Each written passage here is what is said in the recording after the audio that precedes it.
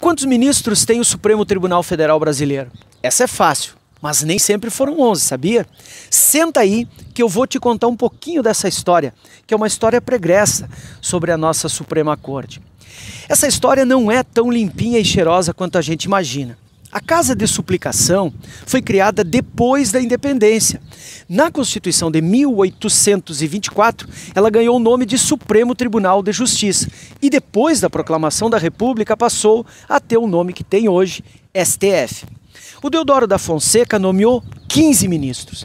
Veio Floriano Peixoto, tirou todos, nomeou mais 15. Era tipo, tem ministro aí? Me dá 15. Depois disso, foi trocando aos pouquinhos até que veio o Getúlio e nomeou 21 ministros em 15 anos. Até o golpe de 64 mudou pouco, mas só o Castelo Branco chegou e meteu 8. Em 1964, por meio do Ato Institucional número 2, a ditadura militar aumentou o número de ministros, de assentos, para 16, buscando diluir, claro, o poder dos ministros indicados pelo Jango e pelo Juscelino.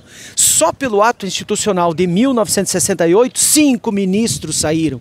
3 foram aposentados compulsoriamente. Um renunciou e um outro se aposentou em solidariedade aos colegas cassados. Em fevereiro de 1969, após as cassações, Costa e Silva edita o Ato Institucional número 6, retornando ao formato de 11 ocupantes, dos quais 10 tinham sido indicados depois do golpe de 64. Depois da redemocratização, o Supremo só teve um ministro negro, que foi Joaquim de Barbosa, e 3 mulheres, Ellen Grace, Carmen Lúcia e Rosa Weber, como a gente sabe, todas elas brancas. Segundo o IBGE, mais da metade da população brasileira é de mulheres e de pessoas pretas e pardas. Portanto, mais importante do que a quantidade de ministros do STF é a sua qualidade.